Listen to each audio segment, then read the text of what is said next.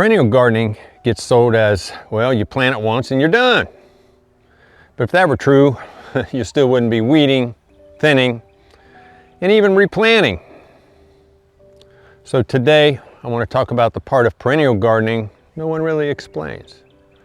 This time of year, when everything's covered in snow and the garden's resting, it's actually the perfect time to think about what's actually worked and, well, what didn't. Perennials absolutely have a place in the garden, but they don't eliminate the work.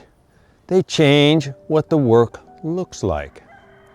If you ever felt frustrated because your perennial garden still needs attention every season, you didn't do anything wrong. You were sold an oversimplified idea. If you're just starting out, this is about expectations, not discouragement. A lot of perennial gardening content sounds just like this. Plant it once, let nature take over, no tilling, no replanting, minimal maintenance. You know, on paper, man, does that sound good. But the problem isn't perennials. The problem is how the idea is presented. Because nature doesn't stop working just because something is perennial. Most people only ever see the highlight reel, not the years of maintenance behind it. Before going any further, it helps to clear something up. Perennial describes a plant's life cycle. It simply means a plant comes back year after year. Permaculture is something different. It's a way of designing a whole system. It can include annuals, perennials, trees, animals, water management, and of course people. A garden full of perennials is not automatically permaculture. And permaculture system doesn't require everything to be a perennial. Mixing those two ideas together is where a lot of confusion starts. And just to be clear, even areas like our fruit trees, which I happen to be standing in right now, people sometimes call that a food forest. It's actually an orchard unless they're intentionally layered and managed over time. One of the biggest surprises people run into is weeds. Perennial does not mean weed-proof, unfortunately. It does not mean grass continues to creep in, especially down here where we've got Bermuda all over the place. It also does not mean seeds stop blowing in from here, there, and everywhere. You will still pull weeds, and you will still have to manage invasives. You'll still have to mulch, and that mulch, well, still breaks down. So if you're out there every year still weeding, that's just not a failure. That's just gardening. Another thing rarely talked about is lifespan. Some perennials thrive for years and years. Some, well, don't. Some need dividing. Some just disappear. Who knows where they went?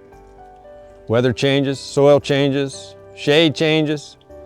Plants don't care what the label said when you bought them. If you've had to replant perennials that were supposed to last forever, it's just not a failure. That's reality.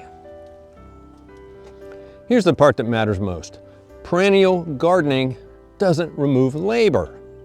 It trades one type of labor for another. We went to perennials thinking they would reduce yearly work. What we learned was they changed the work, unfortunately not the effort. You may need to do less seed starting, but you do more pruning, thinning, dividing, and cleanup. The work doesn't disappear, it just changes shape. Here's the quiet part nobody says out loud. Most perennial food crops are supplements. Herbs, asparagus, berries, fruit trees. And don't get me wrong, they're all valuable, but they don't replace staple calories. If you're trying to actually feed people, you still rely heavily on annuals, potatoes, beans, corn, squash, that kind of thing. Perennials support a garden. They don't replace it.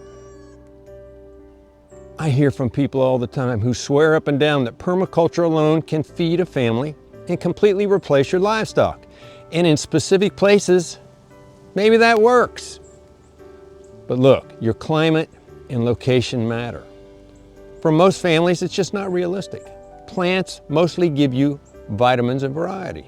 Animals give you reliable protein and fat. Animals turn things you can't eat into food. They help close the loop. Removing livestock usually means more land, more labor, or more outside input, often all three. It's just math.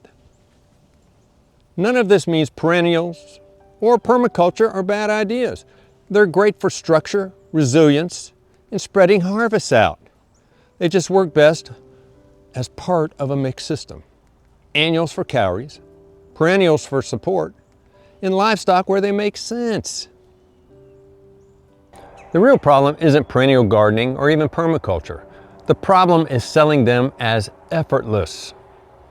When people expect no work and get real work instead, they feel like they failed. They just didn't. They were given unrealistic expectations. If your perennial garden still needs attention year after year, you're not doing it wrong. It means you're gardening. There's nothing wrong with perennials. There's nothing wrong with annuals. And there's certainly nothing wrong with livestock. Success isn't how little work a system takes. It's whether your system keeps working year after year after year. If this matches what you've seen, let me know in the comments. And from all of us here at Possum Ridge Farms, until next time, I'll see you down at the barn.